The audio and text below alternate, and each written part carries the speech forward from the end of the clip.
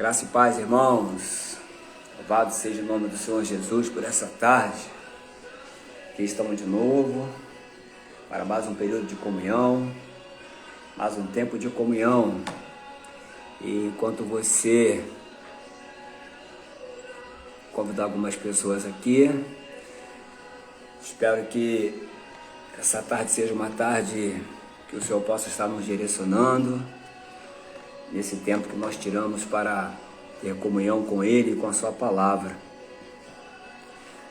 E hoje de manhã nós publicamos alguma coisa, né, irmãos? E o tempo que a gente tem é para esse mesmo, né? O tempo que o Senhor nos concede é para estar meditando na Sua Palavra e compartilhando também. E eu quero nesta tarde já abaixar um pouquinho o som. Quero nessa tarde já aproveitar a sua presença,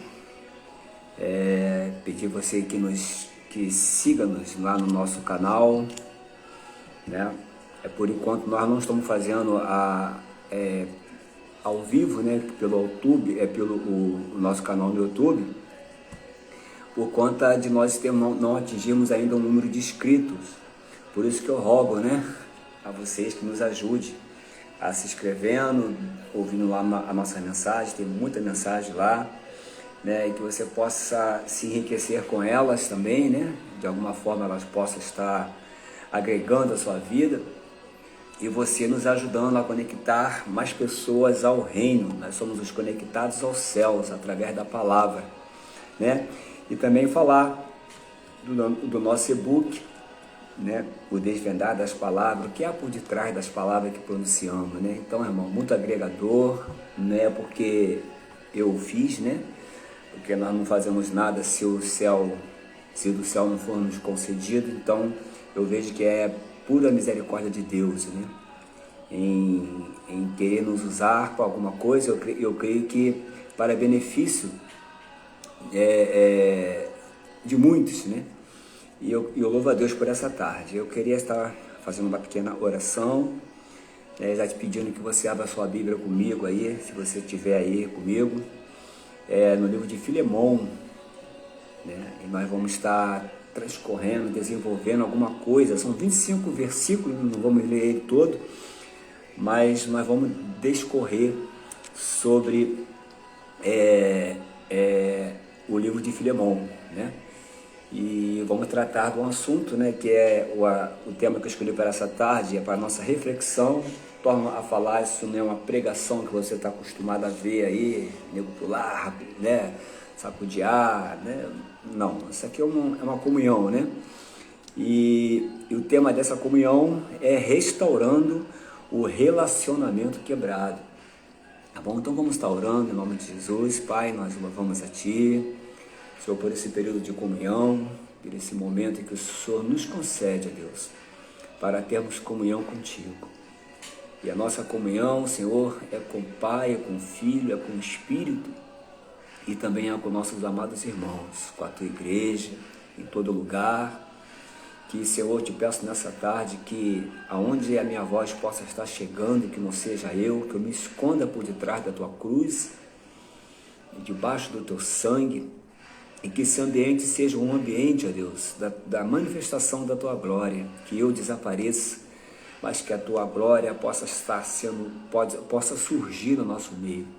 Acenda o nosso fogo, ó Deus, para que nós podemos manter, Senhor, ardendo a chama do nosso chamado em nosso coração. Ainda que as circunstâncias não nos sejam talvez favoráveis, ó Deus, ainda que vivemos momentos terríveis, momentos assombrosos, momentos de dores, momentos de preocupação, momentos do qual aflições, tribulações, momentos esses que o Senhor mesmo já havia nos alertado.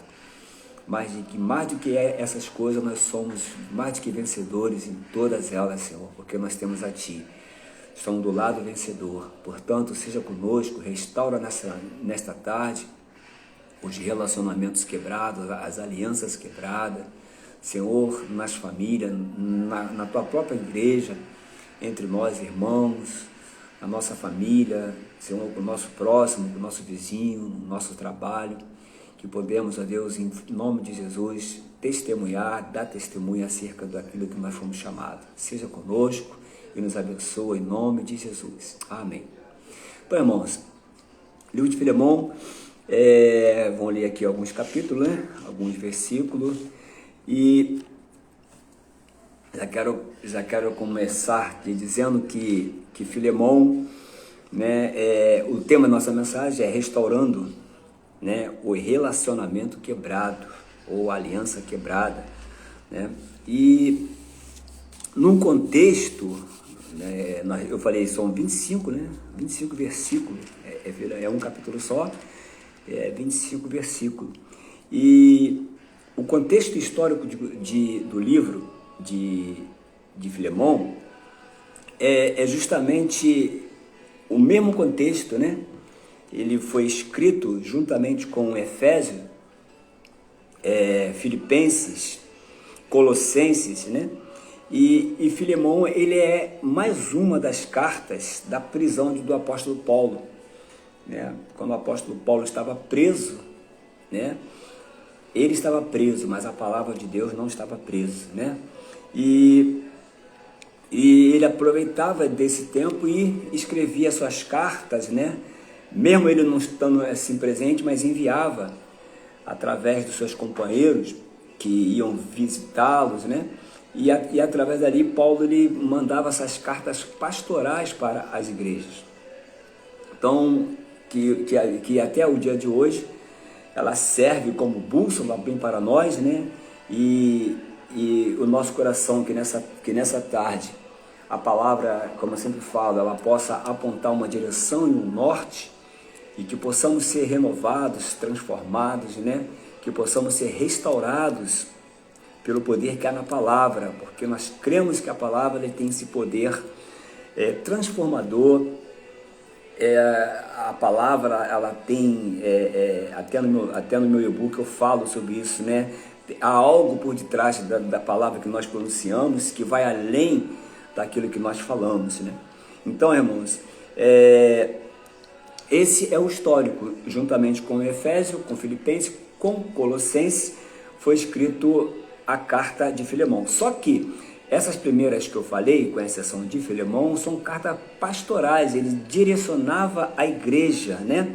E Filemon, ela é uma carta pessoal, porque Filemon é um companheiro de Paulo, é alguém que certamente foi ganho, né, através do ministério apostólico, né, de Paulo.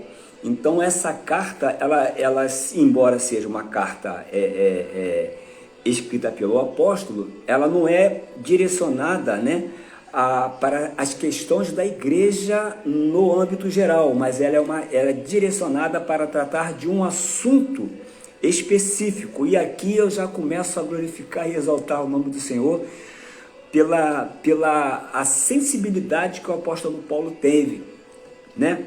Tinha a maneira, a cosmovisão que ele tinha do seu apostolado, né? A sensibilidade do apóstolo também em discernir o que é uma causa pública, o que é uma causa pessoal, como tratar com o assunto no público, no âmbito geral da igreja, e como chamar, né, para si uma responsabilidade de dividir algumas questões pessoais e resolvê-la, porque a igreja, ela continua sendo santa, imaculada, sem defeito, sem ruga, né? Mas ela é composta por seres humanos, e por ser composta por seres humanos, tem as suas falhas. Então Paulo, quando ele escreve as suas cartas pastorais, ela sempre teve uma finalidade, que é direcionar, né? Apontar um caminho, dar uma direção, dar um rumo, ajustar alguns desajustes, orientar, né? Todas as questões que envolvem a igreja. E aqui, essa carta ela foi escrita durante o primeiro aprisionamento do apóstolo Paulo em Roma, né? Então ela é direcionada a Filemon, e Filemon é um companheiro de Paulo, né? E até o quarto século não tinha templos, então a igreja ela se reunia de casa em casa. E Filemon certamente era alguém, né, que abria, que hospedava a igreja em sua casa. Também ele também, alguns dizem, né, que ele também era um presbítero, né, era um bispo, também era senhor de escravo. Então era uma pessoa de muita posse, uma pessoa para sua época abastarda, né, mas com um coração maravilhoso, grandioso de hospedar a igreja na sua casa. Tá? Então, e Onésimo, né, o Onésimo, que é o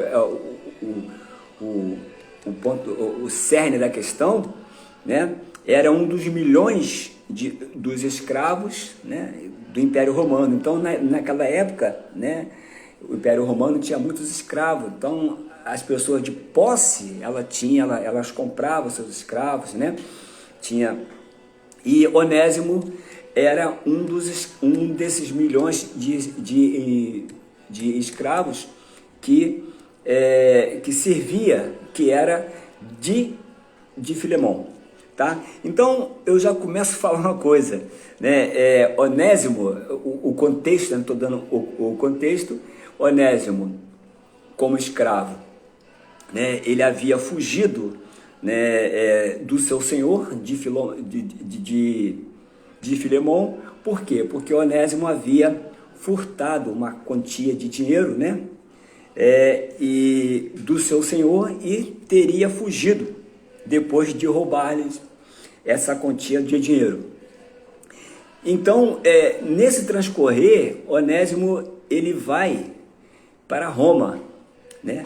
Onésimo significa, o nome Onésimo significa útil ou benefício ou benéfico, né? E o nome Filemon, aquele que ama ou que tem amor. Olha que coisa maravilhosa, irmãos. Olha o contexto, olha esse contexto, né? Aquele que era útil, né? Aquele que era útil como escravo, né? Ele era escravo daquele que tinha o amor, né? Então a história de Onésimo e Filemon, ela bate muito com a nossa história com relação ao Senhor. Eu vou chegar lá. Então fala o seguinte: quando ele chega em Roma, fugindo do seu Senhor, e essa é a nossa história, né? Nós estávamos fugindo,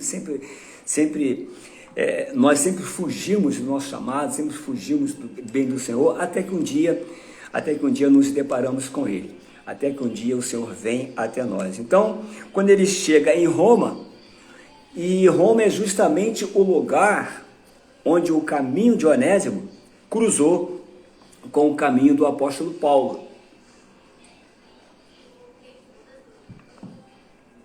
que o levou à fé em Cristo. Então Onésimo foi alguém que Paulo havia ganho, né, para o Senhor. E você poderá dizer, mas que coincidência, né? O cara rouba o patrão dele, foge para Roma, e em Roma quem cruza o caminho dele é o maior ganhador de alma, um dos maiores ganhadores de alma da sua época, o apóstolo Paulo. Mas eu quero dizer para você que não é coincidência não, isso aí é plano de Deus, isso é propósito de Deus, isso aí, até porque em Deus não existe coincidências, né? Em Deus existe Cristo é a razão de tudo, né? Então, não existe coincidência para quem é um escolhido, ainda que assim, como Onésimo, né? Que fugia do seu senhor humano, né? De Filemon, mas caiu na mão do Todo-Poderoso. Olha que história maravilhosa. O cara está fugindo, né, de Filemon, vai para Roma. Em Roma, quem cruza o caminho dele? O apóstolo Paulo. E o apóstolo Paulo prega para ele, o ganha para Cristo, e agora aquele fujão, ele cai nas mãos do Todo-Poderoso. né? Que já o havia escolhido, porque nós somos escolhidos, irmãos, antes da fundação do mundo. Por mais que nós fugimos do Senhor, por mais que nós tentamos fugir do chamado do Senhor, por mais que nós viramos as costas para o Senhor antes da nossa conversão, nós já éramos escolhidos antes da fundação do mundo. E o que me impressiona nessa escolha e predestinação do Senhor é o seu amor por nós, né? É a nossa escolha, ela foi além, a nossa escolha, ela vai além da nossa imaginação, porque a Bíblia vem dizer que ainda que a nossa substância não estava ainda informe no ventre da nossa mãe, o Senhor já fez menção de nós, né? Antes que o mundo viesse a ser mundo, Deus já fez menção de nós nos escolhendo. Então, e não foi diferente com Filemão. Não adiantou ele fugir do seu senhor humano, mas ele caiu nas mãos do Senhor, o Todo-Poderoso, né? Assim como nós, antes mesmo que Onésimo ele soubesse, né? Assim como nós, antes mesmo dele, porque ele não sabia o que iria acontecer. Quando ele foge, ele não sabe o que aconteceu. Quando você foge do Senhor, quando nós fugimos do Senhor, nós não sabemos o que iria nos acontecer. E muitas das vezes você foge e o Senhor está lá já te aguardando, né? Te esperando, porque Ele é onisciente, né? Ele está em todos os lugares. Então não existe um lugar do qual nós possamos nos esconder da presença do Senhor, né? Não existe um lugar do qual o homem possa se esconder da presença do Senhor. Não existe um lugar do qual o homem possa fugir e não ser achado da presença do Senhor.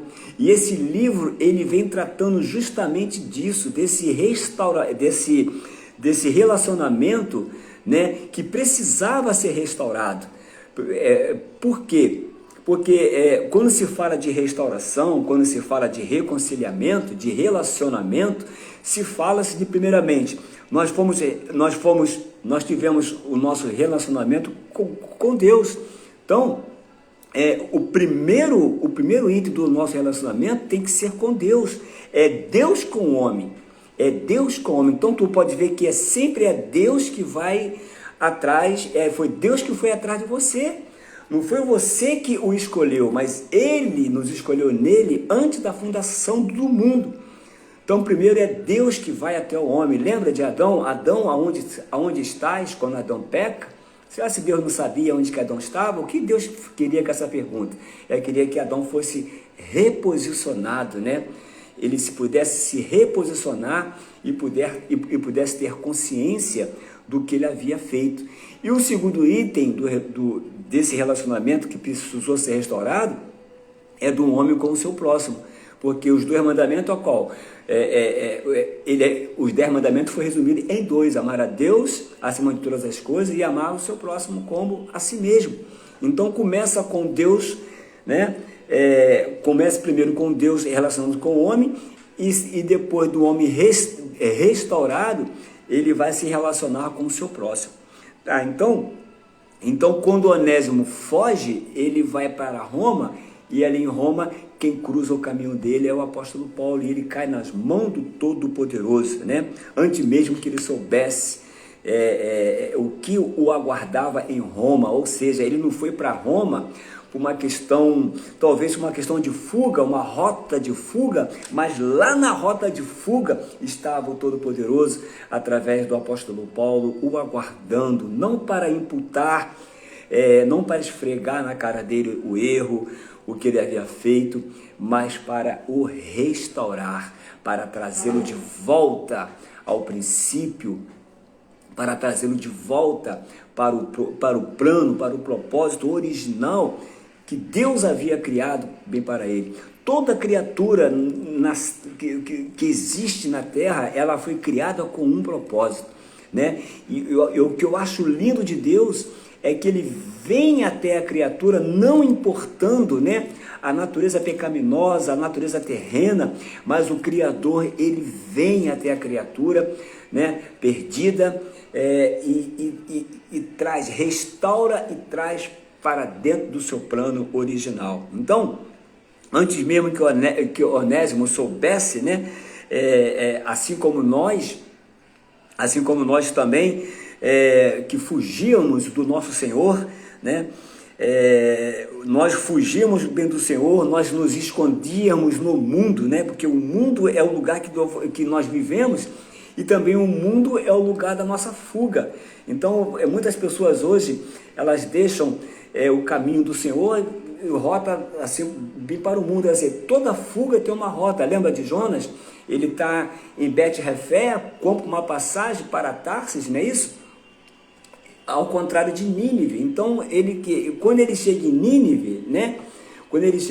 Durante esse percurso, Deus tem os seus agentes para encontrar o Jonas fujão, o Jonas perdido, né? Assim como foi com Adão. Lá em Gênesis, ele pergunta: onde estás, Adão? Para tentar nos reposicionar. Essa pergunta é muito profunda, irmãos. Aonde você está nesse momento? Porque não basta estar dentro da igreja, né? Eu preciso estar em Cristo. Não basta ser crente, não basta ser cristão, eu preciso estar em Cristo, porque a Bíblia fala que se alguém está na igreja, nova criatura é? Não. A Bíblia fala se alguém é gospel, nova criatura? Não. A Bíblia fala se alguém está em Cristo, é uma nova criatura. Porque eu posso estar dentro da igreja e fora de Cristo. Eu posso carregar o nome de cristão, mas fora de Cristo. Eu posso viver num ambiente gospel aí, né?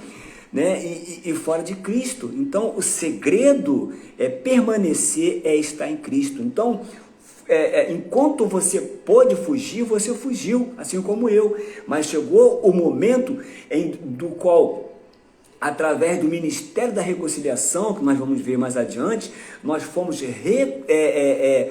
reconciliados, né, com Deus. Portanto, agora nós temos paz com Deus. E quando Onésimo, né, esse camarada que carregava o nome de útil, né, por ele cometer esse pecado de roubar o seu Senhor, ele agora passa a ser um inútil, né? A mesma coisa é a nossa história. Nós fomos feitos para a glória de Deus, nós fomos feitos para glorificar e exaltar a Deus, fomos feitos para dominar, para expressar a Deus. Essa era a incumbência em Adão, feito para dominar, feito à imagem e semelhança de Deus, mas ele foi usurpado, né? Satanás, que veio para matar, para roubar e para destruir, né? Ele veio para danificar o homem criado à imagem de Deus. Então, aquele homem que era útil, para ser útil no Éden, útil no plano original de Deus, foi danificado. Então não serve mais para nada, porque o homem fora de Deus, ele não serve para nada, irmãos. Ele não é ninguém. Não estou falando de conta financeira, de conta bancária, posição social, né? Do mendigo ao bilionário, ao multibilionário. Sem Deus ele não é nada. Então, sem Deus ele passa a ser um inútil para o seu Senhor. Foi o caso de Onésimo, o cara que carregava o nome de útil, o cara que tinha os benefícios, assim como Adão tinha, o perdeu, né? Naquele ambiente ele consentiu na perda da sua utilidade, e assim somos nós. Mas graças ao Senhor que tem, né, o intermediário bem nessa história, né? E esse fujão foge como Adão fugiu, como Jonas foge, como muitas das vezes nós fugimos, mas o Senhor está do outro lado, irmãos, com os braços abertos, assim como o filho pródigo, né, que pede a herança do seu pai, vai para o mundo, gasta tudo, se arrebenta todo, né, porque perde a sua utilidade. Quando você perde a sua utilidade, irmão, você vira um objeto de escárnio, você vira um objeto de gozação, você não tem mais funcionalidade assim para nada. É como Satanás faz, ele, como uma laranja, descasca ela, suga todo o suco, depois te joga fora. É isso que o mundo faz com a pessoa que está fora do propósito. Então, mas louvado seja o Senhor por essa palavra, porque essa palavra vem justamente nos relembrar de Romanos 5, né? E de 2 Coríntios 5 também, que fala que nós temos o ministério da reconciliação e nós fomos reconciliados em Cristo, né? Então houve uma pessoa, né? Houve alguém que um dia pregou para você, houve alguém que um dia foi o intermediário entre você e Deus, né? Houve alguém que morreu numa cruz para nos reconciliar.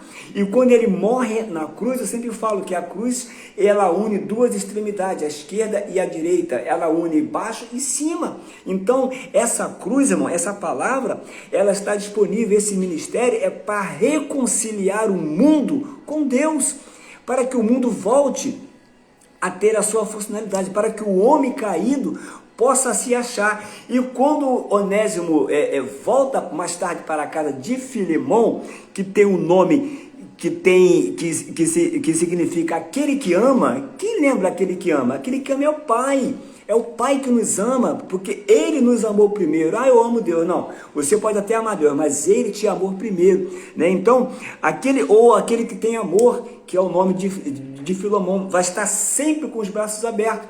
Mas para isso precisou de um intercessor, precisou de alguém como Paulo, né? Precisou de alguém como o apóstolo Paulo, né? Que se utiliza dessa carta, né?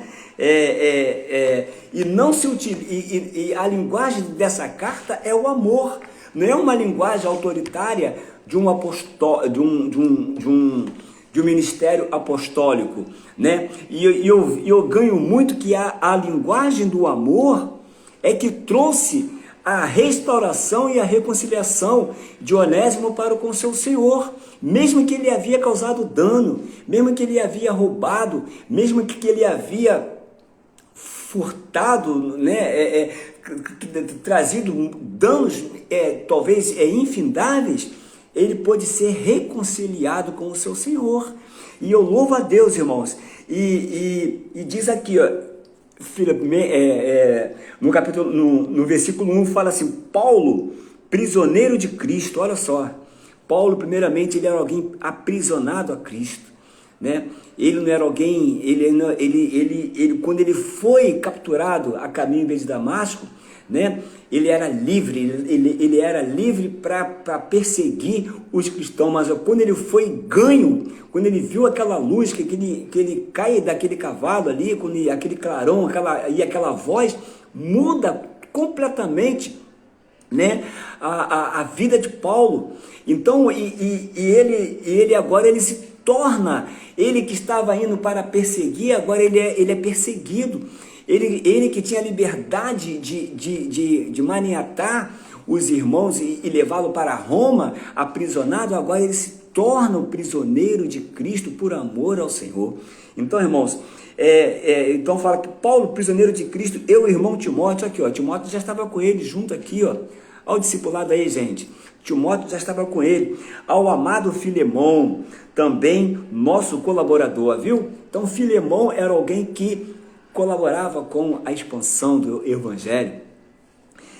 Versículo 2 fala: e a irmã Áfia, que certamente deveria ser a esposa de Filemão, né? E Arquipo, nosso companheiro de luta, e a igreja que está na sua casa. Olha que coisa linda, né? A igreja, ela se hospedava de casa em casa, irmãos, até o quarto século. A igreja não tinha templo ainda, né? Ela se reunia de casa em casa. Poxa, irmão, que maravilha, né? Agora eu fico imaginando aqui, nesse período aí, qual é o nome da igreja, né? Que se reunia aqui nessa época, né, irmão? Bem para tu ver quantas coisas foram adicionadas, quanto fermento foi adicionado para levedar a massa com esse evangelho hipócrita que vem querer defraudar o evangelho verdadeiro de Cristo. Então, a igreja, ela se reunia na casa de Filemão, no lar de Filemão. Filemão era um companheiro. Então, ali você tinha uma família, e a igreja começa dentro da nossa própria casa, a igreja começa com a nossa família. E ali, Ali você já vê uma família engajada, né? Engajada na obra, uma família comprometida com os propósitos de Deus, estabelecido por Deus, uma família constituída para cumprir o propósito de Deus, né? Aí o versículo 3 fala: graça e paz a vós outros, da parte de Deus, nosso Pai, e do Senhor Jesus Cristo. Irmão, olha o que saía do apóstolo: graça e paz. É graça e paz que deve fluir de nós, quando nós abrimos a nossa boca, quando nós formos tratar de qualquer assunto, tem que sair graça e paz, irmãos. E o que é graça, pastor Robinho? O que é graça? Que graça é essa? A graça é esse favor imerecido que você e nem eu merecíamos e o Senhor nos achou, né? E o que é a paz? A paz, ela resulta da graça. Então, a graça a graça é a causa da salvação, não é isso? E a paz é o resultado dela. Olha só, por isso que ele fala graça e paz, porque Paulo, ele entendeu. Paulo, ele se converteu, e quando ele se converteu, ele falou: a graça me alcançou. E quando a graça te alcança, você flui paz, você exala paz, você transmite paz. E a paz, não a paz que o mundo dá, que nem Jesus disse, mas aquela paz que emana dos altos céus. Então era isso que fluía do apóstolo. Por isso que essa carta, ela não é uma carta autoritária, né? Ela podia ser escrita porque Filemão, por ser um cooperador e Paulo ser um apóstolo, Paulo podia usar sua patente apostólica, mas Paulo não. Paulo ele preferiu usar de persuasão a linguagem do amor, irmãos. Então, a linguagem do amor ainda é o caminho para restaurar. A linguagem do amor ainda é o caminho para trazer de volta. A linguagem do amor ainda é o caminho que aponta, né, para aquele que era inútil se tornar útil, porque não há ninguém inútil para Deus, né? Não há ninguém que não seja útil na mão de Deus. Não há ninguém que seja melhor ou pior na mão de Deus, porque Deus não faz acepção de pessoas. Eu falei hoje assim pela manhã, né? Deus não faz acepção de pessoas, né? Deus faz sim acepção das nossas atitudes, mas de pessoa não, porque Ele ama pessoas. E a essência de Deus é o amor, e foi esse amor, essa graça, essa paz, né, que emanava do apóstolo. Então, irmãos, e ele fala: dou graça a meu Deus, lembrando-me sempre de ti nas minhas orações. Olha, o apóstolo, ele orava por todas as igrejas, orava por todos os irmãos. O que eu acho lindo em todo o final das epístolas de Paulo é que ele lembra nominalmente de cada irmão, né? Ele realmente era um pastor, sabia pastorear, porque o pastor, ele conhece o estado das suas ovelhas. E você conhece o estado das suas ovelhas? E você conhece o estado? Mas isso é função do meu pastor. Não, mas se você cuida, se você apacenta, se você ministra sobre alguém, essa responsabilidade é sua. Então, irmão, Paulo, ele era alguém que ele orava, ele através das orações, ele dava graças a Deus, né? Lembrando de todos eles nas orações. Então, Paulo era aquele apóstolo que carregava, né, no peitoral do sacerdote os irmãos. Ele carregava no peitoral ali, ó, a cada um. Ele sabia cada um, o problema de cada um, coisa que hoje em dia nas igrejas, irmãos, isso não existe mais. Hoje só tornou, a igreja hoje, ela passou a ser apenas um local social, onde eu me encontro 2 vezes bem na semana, dou meia dúzia de glória a Deus e acho que eu estou de bem com Deus, feliz da vida com Deus. Não, irmãos, não se resume só apenas isso, né? Mas se resume a nós levarmos isso, que vai além. Se nós fomos reconciliados, se a nós foi dado esse ministério da reconciliação em Cristo, foi para reconciliar outras pessoas, né? Então, irmãos, e ele fala, o versículo 5, estando ciente do teu amor, olha só, e da fé que tens para com o Senhor Jesus e todos os santos. Aqui Paulo, ele começa a pavimentar. Aqui Paulo, nessa carta, ele começa já a preparar o coração de Filemão. Ele começa já a fazer, ele vem com as saudações, depois ele faz um elogio. Quem não gosta de um elogio, irmãos? Quem não gosta, não é ser paparicado, é diferente, tá, irmãos? Agora, quem não gosta, né, quando alguém erra, você tem que consertar, mas quando alguém acerta, é bom você também aplaudir. Então, o elogio, então Paulo ele usa essas não artimanhas, né?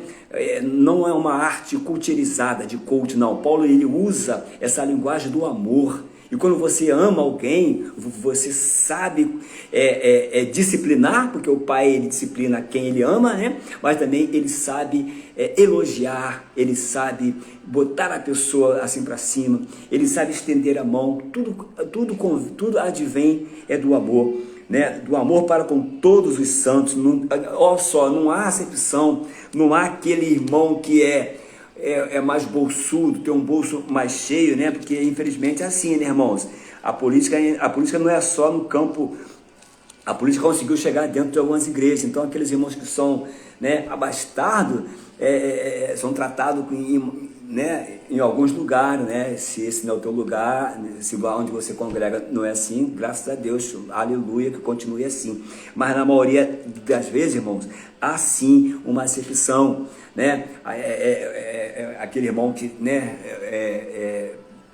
dizimista, dizima bem alto, né? Então é tratado com uma certa... Mas aqui não, irmãos, aqui é todos os irmãos, ó, iguala, nivela, alinha, nivela, tá todo mundo igual. Então, era isso que Paulo estava falando, que ele estava ciente do amor de Filemão, da fé de Filemão, que tens para com o Senhor Jesus e com todos os irmãos, sem acepção. Não tinha aquele irmão que era mais rico, tratado com maior amor, com aquele irmão mais, não. Era todos os irmãos, sem exceção, irmão, sem leviandade. Tá? Versículo 6, para que a comunhão, olha só, para que a comunhão da tua fé se torne eficiente no pleno conhecimento de todo o bem que há em nós para com Cristo. Aqui Paulo vem dizendo de uma fé atuante. Aqui Paulo vem dizendo de uma fé atuante que vai resultar numa comunhão, né? Tudo aponta para a comunhão, porque a comunhão, irmão, ela nos torna eficiente. Na comunhão, irmãos, ela traz o pleno conhecimento, né, ao todo, traz o pleno conhecimento do todo, não de algumas partes, né? Porque na comunhão nós vemos a luz, na comunhão é dissipada todas as trevas, na comunhão nós vemos os benefícios da salvação em Cristo Jesus. Então, Paulo aqui, ele começa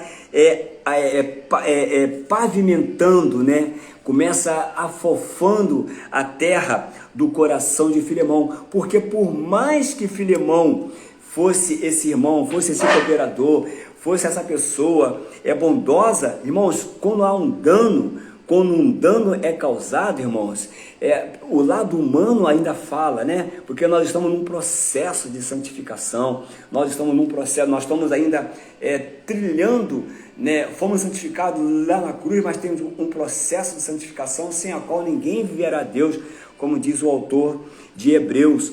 Então, irmãos, então Paulo ele foi o quê? Ele foi que pavimentando, foi abrindo o coração de Filemão, foi para que quando ele chegasse aonde ele queria, né, falar, né, porque ele já tinha falado bem com Onésimo.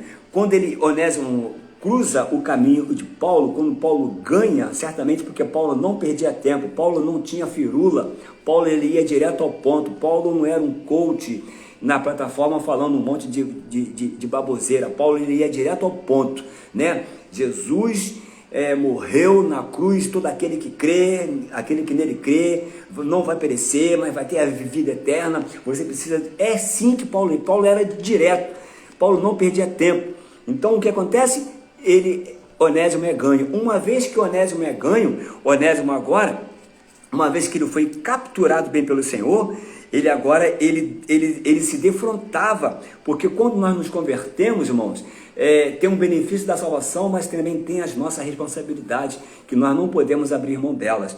E o Onésimo se defrontava com o dever cristão, né? O dever cristão para com quem? Para com seu Senhor, Filemão. Então, eu e você temos um dever cristão com o nosso Senhor. Nós temos um dever cristão com o nosso Senhor, com aquele que nos salvou.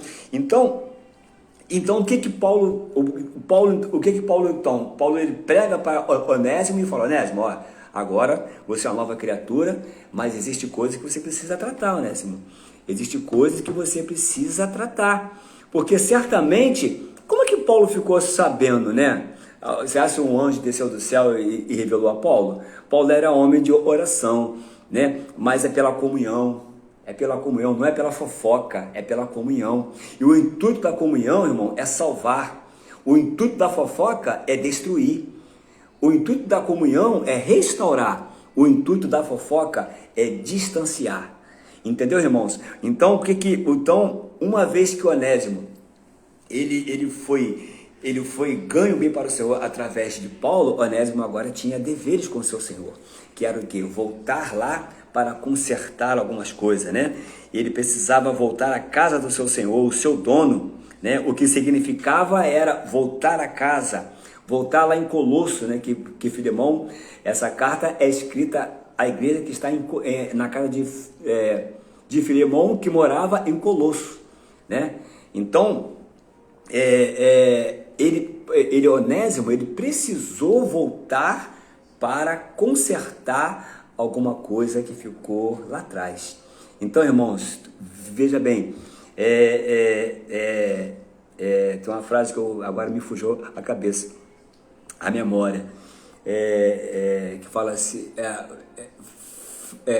fracassos não superados são semente para novos futuros fracassos. Fracassos não superados são sementes para novos futuros fracassos. Então ele precisou o quê? Voltar. O que a Bíblia, o que Jesus fala à igreja de Éfeso, né? Arrepende-te e volta às práticas do primeiro amor. Então ele precisou voltar lá atrás para consertar um dano, irmãos, um dano. Precisou voltar à casa do seu Senhor, ir até Colosso e devolver o que ele havia roubado e reconciliar-se com o seu Senhor. Agora, vou abrir um parênteses. Lembra de Zaqueu? A multidão afluía para ver Jesus, e Zaqueu sabia, né? Zaqueu foi alguém que subiu ao sicômoro, né, para ver Jesus. Cara, rapaz, eu fico impressionado, porque todo mundo foi para ganhar algo, foi atrás de uma cura, atrás de um milagre, foi atrás de um pão, foi atrás da água, foi atrás de tudo, mas Zaqueu, ele foi para ver Jesus. E quando ele sobe naquela árvore, Jesus fala: Zaqueu, desce, porque tu veio bem para me ver, mas desce, porque hoje me convém pousar na tua casa, porque na tua casa, Zaqueu, eu preciso resolver algumas coisas. Na tua casa precisamos ter uma comunhão, e nessa comunhão, Zaqueu, tu vai ser iluminado. E quem era Zaqueu? Coletor de imposto, odiado pelos seus irmãos judeus, alguém que tantos males, tantos danos, né? Ele estava do lado errado. Ele pensava que estava do lado forte até se encontrar com Jesus. E quando ele chega lá, né, quando Jesus, certamente, o texto não fala que Jesus deu sermão, que Jesus falou dos roubos que Zaqueu fez, das defraudações, da usurpação que Zaqueu fez. Jesus não falou nada, só aquele olhar penetrante e a comunhão já revelou bem para Zaqueu, a ponto dele falar: Senhor, hoje eu resolvo retribuir, né? Devolver 4 vezes mais, né? Tudo que eu defraudei, tudo que eu roubei. Então aqui é um acerto de conta, um ajuste de conta. Então aqui, aí Jesus fala aqui para ele: hoje veio a salvação aonde? Na tua casa. Então, irmãos, existem situações que Deus vai restaurar. Relacionamento em casa, na minha casa, na sua casa, com meus filhos, com teus filhos, com seus parentes, com a sua esposa, com pessoas que te causaram dano, com pessoas que você causou dano. Então, irmãos, há tempo, enquanto há vida há tempo, porque a morte, irmão, a morte não melhora ninguém.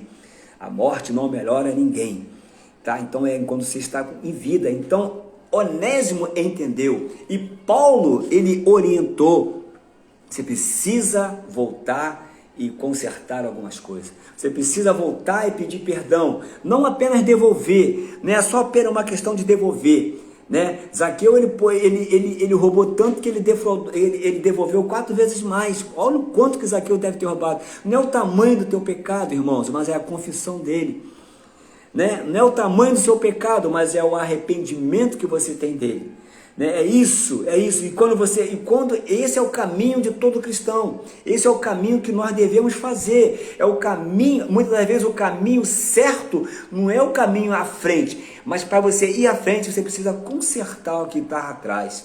Então esse é o caminho da restauração, o caminho de restaurar uma aliança, um relacionamento que foi quebrado. Não importando a natureza dele, irmãos, se há um genuíno arrependimento, há restauração. Então, tanto Paulo, né? Paulo, ele orienta, ele fala, agora o teu dever como cristão é isso, é retornar, é voltar, consertar aquilo que o dano que foi. E muitas das vezes, irmãos, não importando a natureza do dano, foi o que eu falei, o que importa, irmãos, é o meu arrependimento, que a Bíblia fala, onde abundou o pecado, superabundou a graça, portanto, nenhuma condenação há para aqueles que estão aonde? Na igreja, aqueles que é cristão, não, aqueles que estão em Cristo Jesus. Então, irmão, se você é alguém que está em Cristo, se nós somos alguém que está em Cristo, que permanece em Cristo, o nosso dever, irmãos, exercer o nosso ministério da reconciliação. E esse ministério começa com o nosso arrependimento, né? Então ele precisou voltar. Então ele precisou, e quando ele volta, ele volta para restaurar, né? Paulo usa essa linguagem bem do amor para restaurar. E como Paulo está usando a linguagem do amor para restaurar, Paulo está reposicionando. Aleluia, glória a Deus. Irmãos, o que é posicionar? É tomar uma posição, porque o homem ele perdeu a sua posição, né? Ele perdeu o domínio da terra, ele perdeu tudo aquilo que Deus havia falado para ele lá no Jardim do Éden. É por isso que em 2 Coríntios, Paulo fala do segundo Adão, né? Porque Jesus na cruz, quando ele fala, está tudo consumado, Pai, toda autoridade me foi dada nos céus e na terra. Agora, em Cristo, ele reaveu o que Adão havia perdido, né? E para isso precisou ser o quê? Ser pago o preço. Agora está restaurado o caminho, o acesso de novo a Deus. Isso é reposicionar. E um cristão reposicionado precisa voltar para o seu Senhor, né? O jovem que pede a sua herança, né? E vai, quando ele cai em si, o primeiro pensamento dele, ele fala, peraí, eu aqui me alimentando das bolotas desses porcos aí, enquanto o empregado menor da casa do meu pai tem fartura. Então quando ele cai em si, o que ele faz? Ele volta para a casa do pai, né? E ele volta com um discurso, ele volta porque ele tem a consciência do que ele fez. Ele gastou uma herança de um pai que não morreu. Ele gastou uma herança de um pai que, para ele usufruir da herança, o pai precisava ter morrido. E ele pede a herança ainda ao pai em vida. Irmãos, acho que não existe coisa pior do que essa, irmãos. Então ele tomou consciência, e quando ele toma consciência, ele prepara um discurso, né? Talvez era o caso de Onésimo.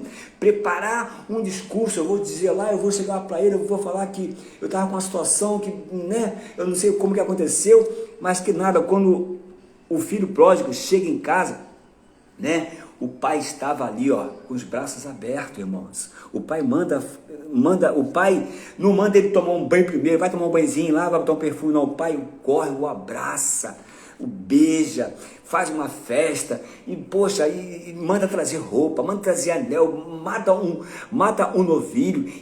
Irmão, porque é o pai, irmão, tudo procede do pai, né? Mas eu preciso ter essa consciência, né? E Filemão, ele foi orientado por Paulo, volta à casa do pai, vai na casa do pai, restaura a comunhão com o pai, restaura os danos que você causou na casa do pai, aquilo que você causou aos seus irmãos, aquilo que aquilo que você carrega, que seus irmãos causou até a você, raiz de amargura, tristeza, decepções, irmãos, tantas coisas, irmão, eu não vou enumerar aqui, mas cada um de nós sabemos, né, até que ponto esse dano precisa ser restaurado em cada um de nós, tá? E o que Onésimo temia era a morte. Por quê? Porque nesta época, quando isso acontecia, por exemplo, quando ele rouba o seu senhor e foge, então o seu senhor, ele mandava carta, né, para onde ele aparecesse, ele tinha que ser capturado e levado de volta para o seu senhor. E nessa época, quando isso ocorria, o escravo fujão, no caso Onésimo, né, ele na maioria das vezes ele era sentenciado à morte. Aí agora, irmão, vai lá em Efésios capítulo 2, versículo 1, que fala o quê? Que fala o quê?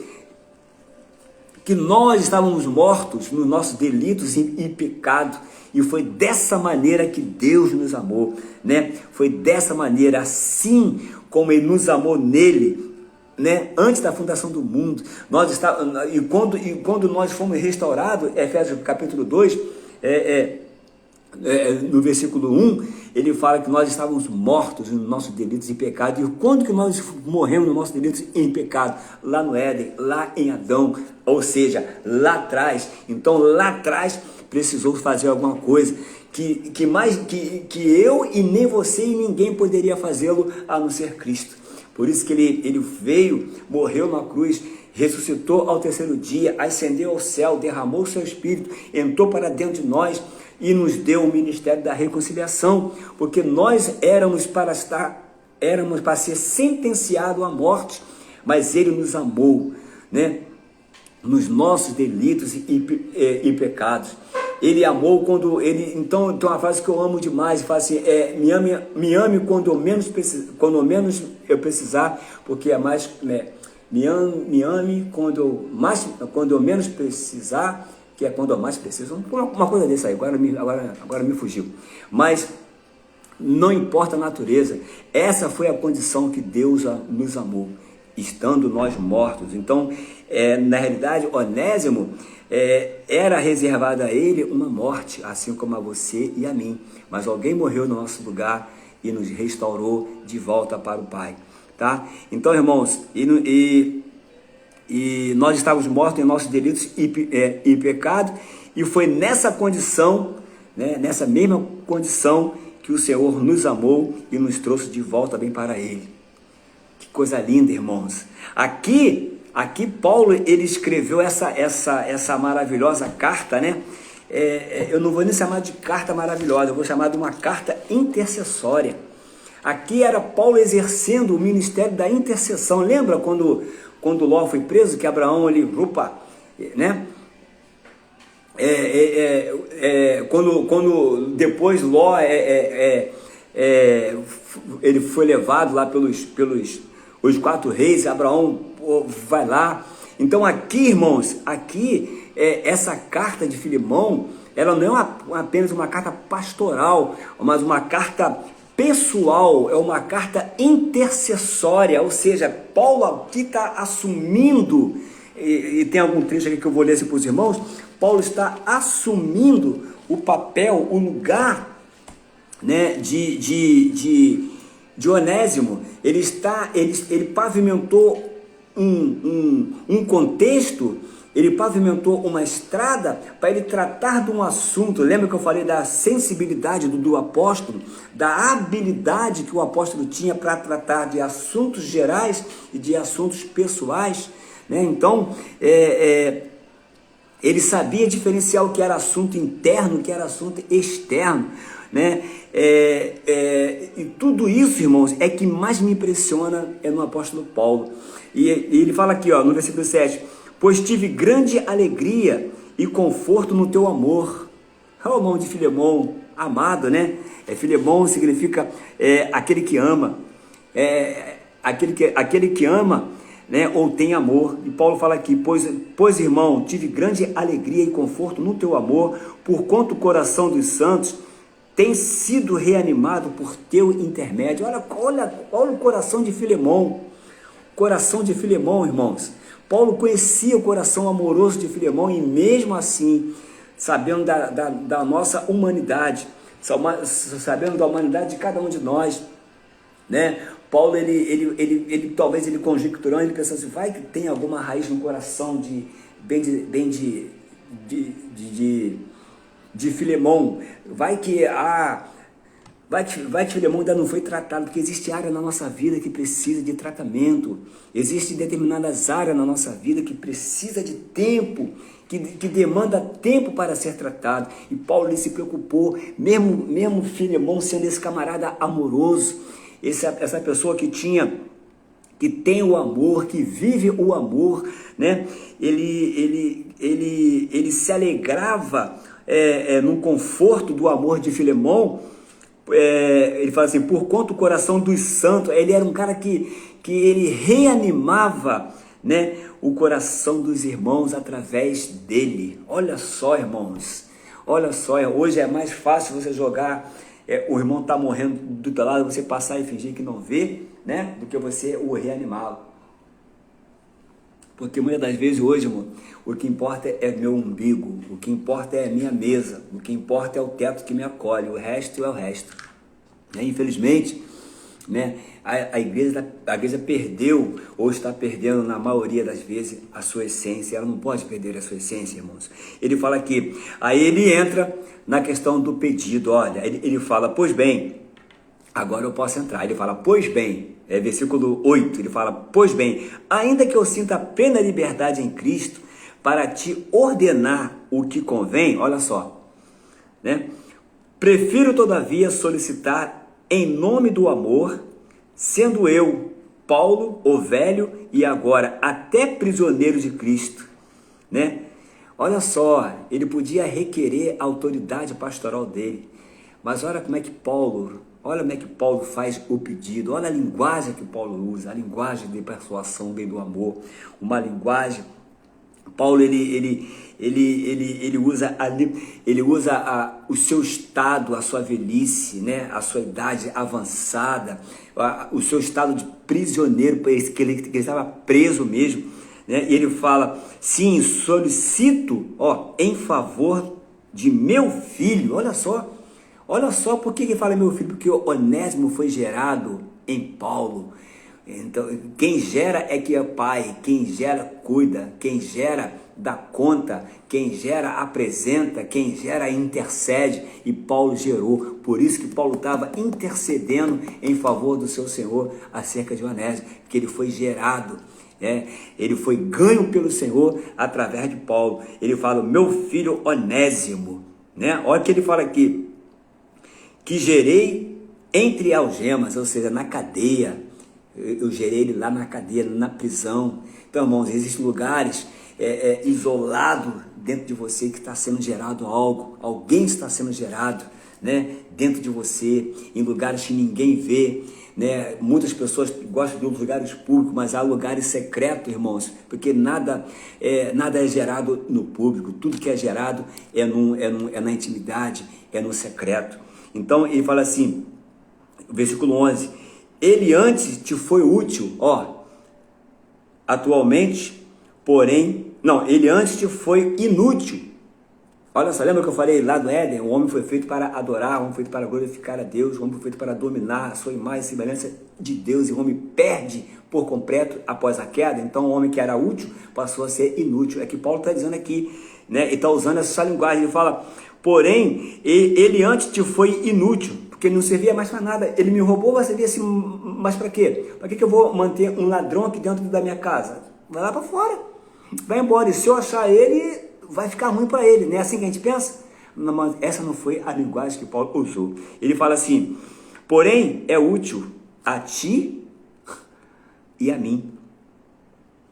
Eu te envio de volta em pessoa, quero dizer, o meu próprio coração, né? Olha só, olha o amor do apóstolo, é o meu coração, é o coração do apóstolo, sabe, Filemão, que está enviando ele. Eu conversei com ele, ele reveu o seu erro, ele reveu o seu passado, ele agora é uma nova criatura, né? Eu não estou usando de patente, de carteirada. Eu estou usando a linguagem que você conhece, a linguagem do amor que você carrega no teu nome, na sua essência, dentro da sua casa, num cuidado assim com a igreja, num cuidado assim com os irmãos. É sobre esses irmãos do qual você não faz acepção, e você também não pode fazer acepção de Onésimo, embora tenha te causado dano. Porém, o arrependimento, né, ou vai te fazer levá-lo de volta à sua casa. Por isso eu estou te enviando ele. É isso que Paulo está passando para Filemão.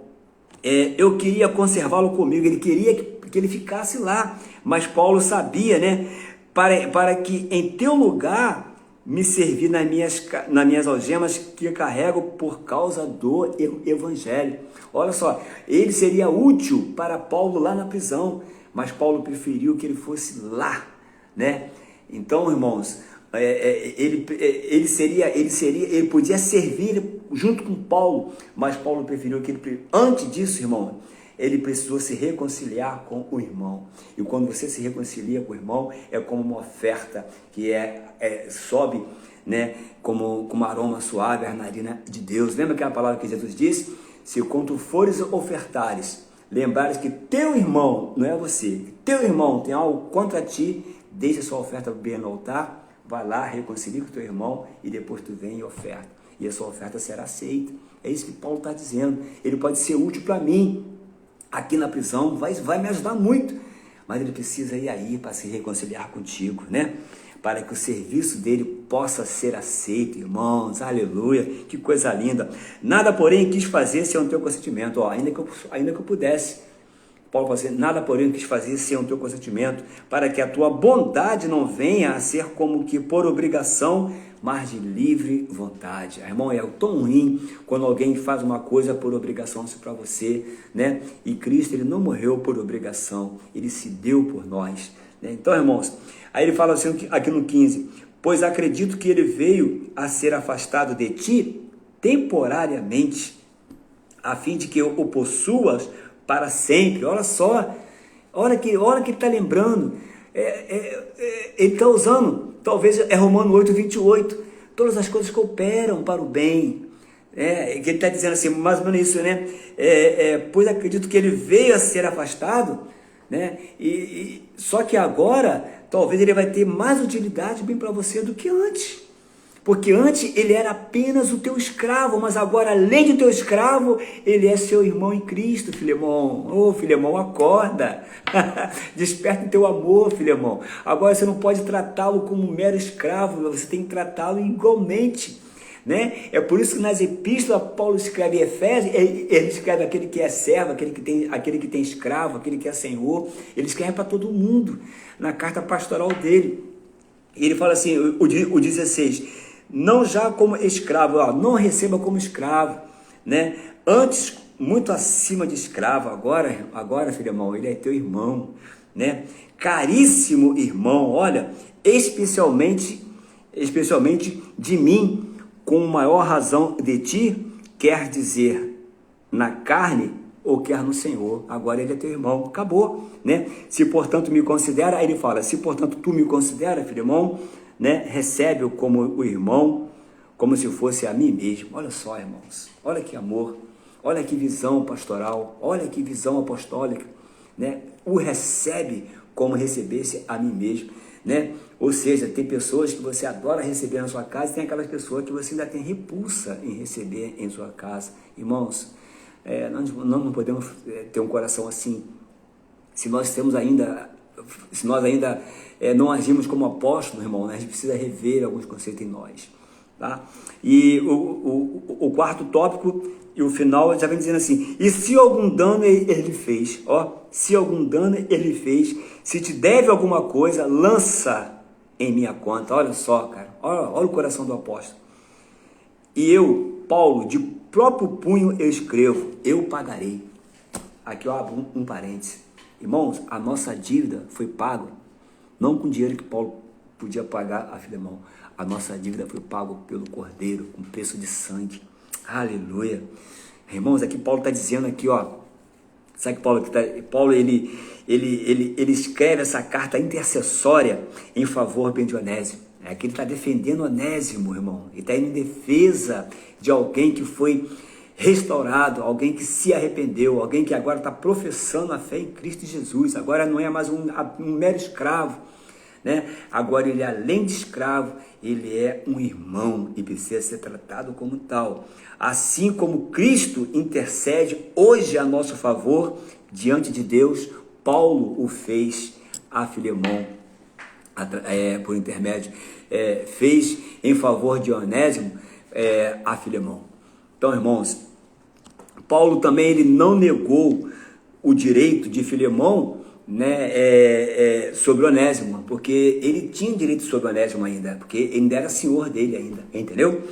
Mas que era seu escravo, ele pertencia a Filemão. Ele era senhor e podia até sentenciá-lo à morte, mas pela intercessão do apóstolo, né, pediu que Filemão aplicasse o princípio da fraternidade, o princípio do amor, da misericórdia, o princípio da graça, o princípio da graça de Deus, o princípio do amor de Deus sobre Onésimo, né? O versículo 16 é lindo, ele fala, já não como escravo, antes muito acima de escravo, como irmão caríssimo, especialmente a mim, com maior razão de ti, quer na carne, quer no Senhor.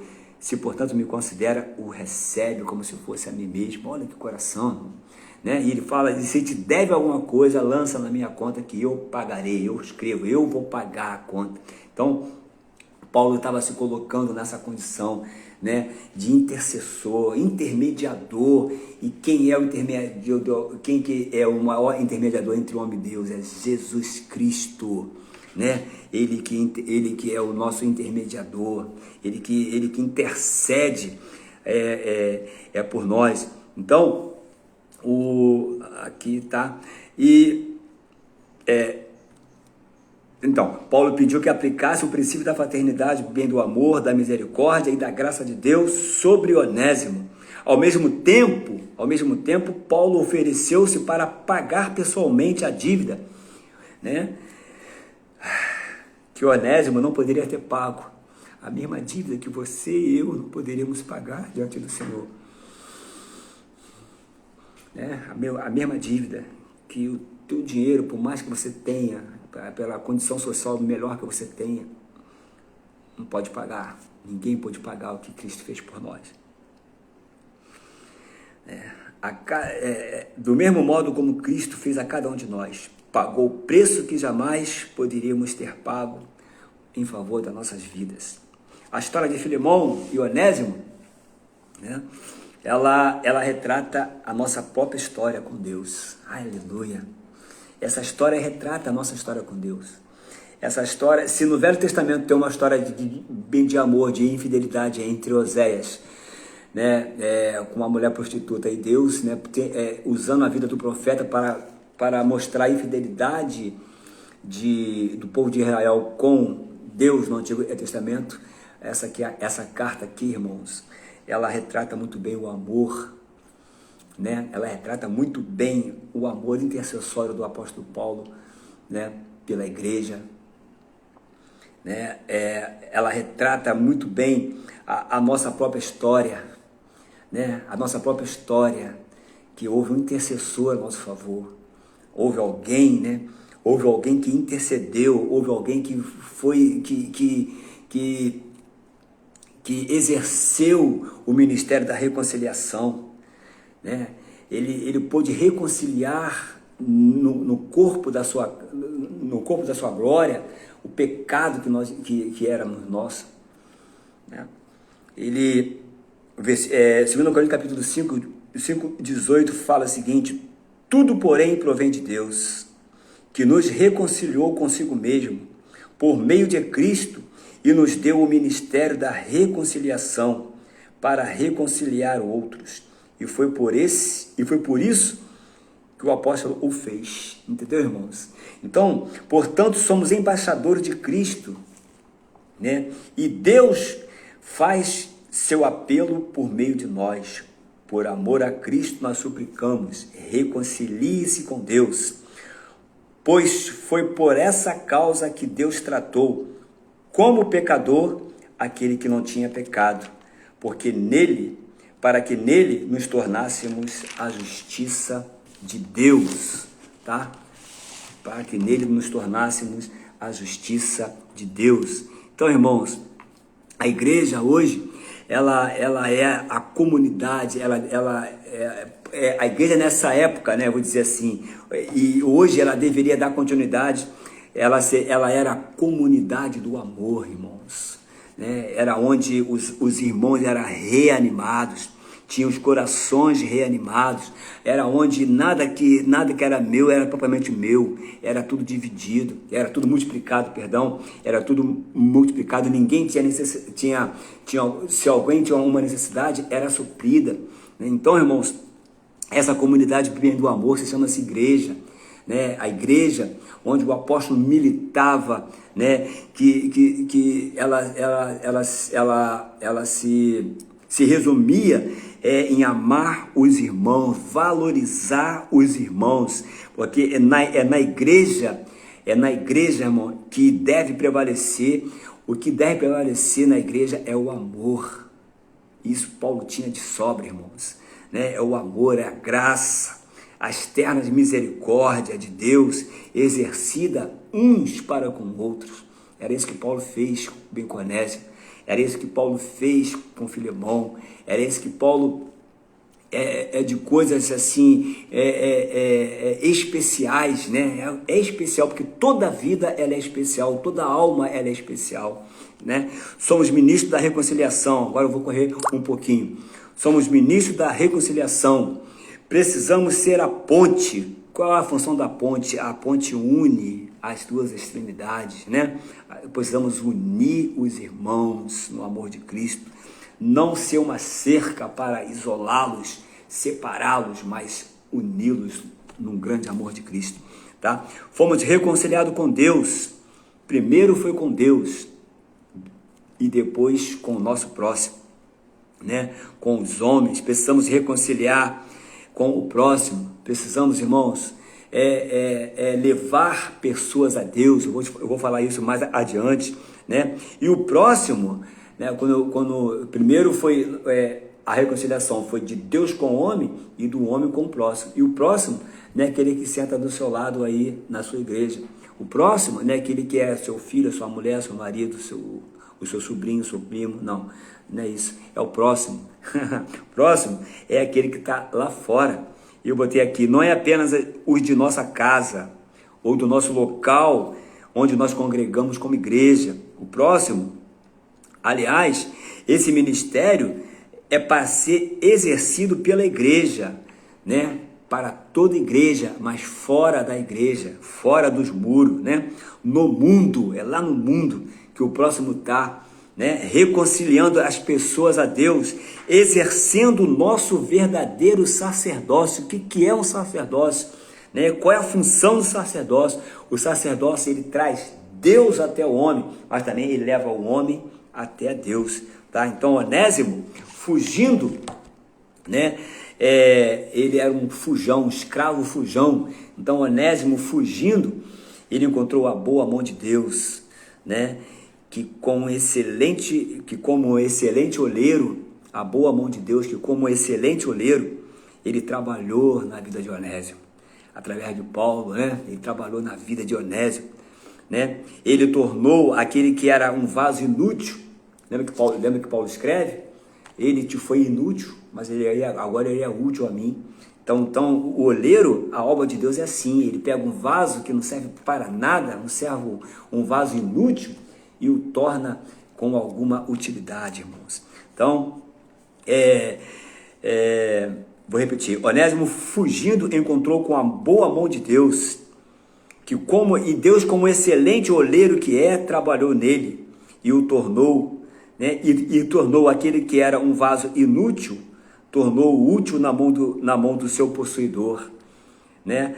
Aquele que era o vaso de desonra, né, ele tornou em vaso de honra, e aquele que era vaso para a ira, como vaso de misericórdia, irmãos. Olha como é bom, né? A gente tá na mão do oleiro. Então, por isso que eu falei, não basta estar na casa. Jeremias, desce a casa bem do oleiro. O problema não é você descer a casa. O problema não é você estar na casa para ouvir as palavras apenas. O problema, a solução é estar nas mãos do oleiro. Porque você pode estar na casa do oleiro, ouvindo as palavras do oleiro e longe do oleiro. Isaías fala, qual era a reclamação de Deus através de Isaías? Isaías, esse povo aí, me honra com os lábios, porém o coração está longe. Então, irmãos, não podemos limitar a ação de Deus em nós. Não podemos limitar a ação de Deus em nós, porque a matéria-prima do Deus ainda é o nada, tá? Não podemos limitar a ação de Deus em nós. O Evangelho é poderoso e transformador. Aleluia! Esse é o Evangelho, poderoso e transformador, né? Em sua essência, ele carrega esse poder transformador, esse poder de transformar vida, de pegar aquilo que não é, aquilo que não tem nenhuma utilidade e transformar e fazê-lo funcionar, ser útil na sua funcionalidade. Então, e o Evangelho, ele é poderoso na sua essência, né? E o Evangelho, aleluia, né, irmãos? Loucura para aqueles que se perdem, né? Pela loucura da pregação que tu foi salvo, que eu fomos salvos, mas para aqueles que se perdem, irmãos, né? Mas para nós que somos salvos, ele ainda continua sendo o poder de Deus. Então o Evangelho tem esse poder e não pode perder a essência. Nós não podemos permitir que esse Evangelho do falso profeta aí, ele ganhe espaço dentro das nossas denominações, dentro dos nossos locais de reuniões. E me perdoa que não gosto de ouvir, não gosto de falar esse termo, dentro dos nossos locais de reuniões. Por isso nós devemos estar no que é verdadeiro, irmãos, né? Não deixar nos consumir por aquilo que é falso. Pela loucura da pregação, olha só, pelo poder da pregação, pela loucura da pregação, olha o que o Evangelho faz. Onésimo, o escravo fujão, mais tarde se tornou ministro do mesmo Evangelho que o transformou. Aleluia, né? Então, irmãos, Filipenses 1,6 fala, aquele que começou em vós a boa obra, há de findá-la até o dia de Cristo. E o único que foi capaz de falar, Pai, está consumado, foi Cristo na cruz. Então, irmãos, então, pode ter certeza, não dê por perdido aquele que Deus não quis perder. Não dê por perdido aquele que Deus quer restaurar. Não dê por perdido aquele que Deus quer salvar. Não dê por morto aquele que Deus quer ressuscitar. Tá? Então, irmãos, a matéria-prima do Deus ainda continua sendo o nada. O nada é a matéria de Deus. Onésimo, ele passa de escravo a ministro do Evangelho, vindo a ser um presbítero ou um bispo na igreja em Efésios, né? Mais tarde ele se torna um presbítero lá na igreja em Efésios. E é assim que Deus faz, né? É assim que Deus faz. Pega o sujo e lava, não é isso? Acha o perdido, o fujão ele acha, não é isso? Como é que ele acha? Vindo ao seu encontro, né? Adão, onde você está? Então, Deus só quer que você se reposicione, porque no momento que você souber o que você fez, você vai usar a chave que ele te deu nas tuas mãos, a chave do reino, que é o arrependimento, né? Ele acha o perdido, vindo ao seu encontro e o transforma. Ele também escolheu as coisas loucas do mundo, como você e eu, para envergonhar os sábios.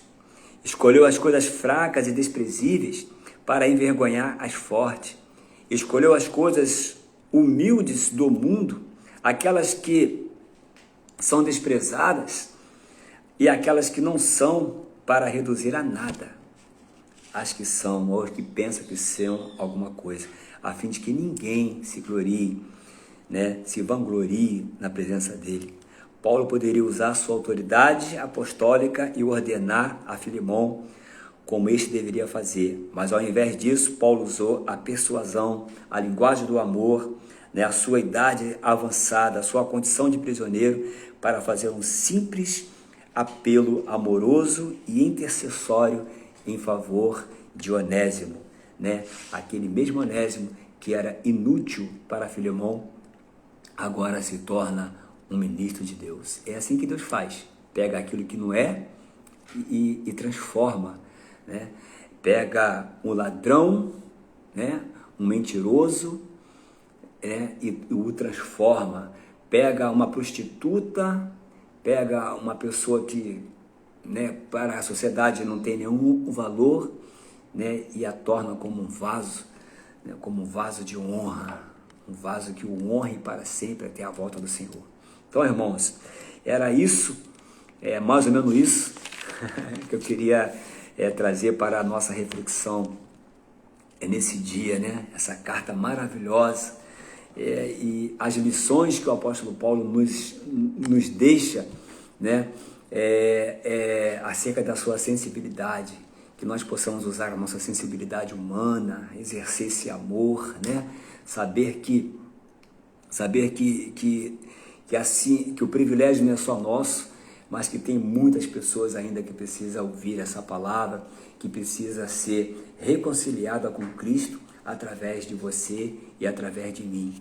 Por isso, irmãos, que nós possamos usar o ministério da reconciliação. E como embaixador de Cristo, o que é o embaixador? Qual é o papel do embaixador? Ele representa, né, o seu país em outra nação. Ele é a palavra do presidente fora do seu país.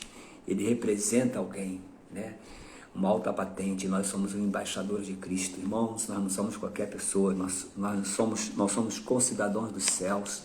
Então, irmãos, e como tal, o que nós precisamos é levar esse evangelho com a mesma seriedade que o apóstolo nos ensina nessa grandiosa carta intercessória e amorosa, né? A história de Filemão, de Onésimo é a nossa história, né? Nós estávamos fugindo do nosso Senhor e um dia nós fomos achados por Ele. E quando nós pensávamos que Ele iria nos sentenciar à morte, Ele simplesmente resolve nos salvar, nos abraçar, como o Pai recebe o Filho pródigo. Que Deus te abençoe, que você possa cada dia mais ser um amante da palavra, ser alguém que ama a palavra, ser alguém que busca essa palavra, né?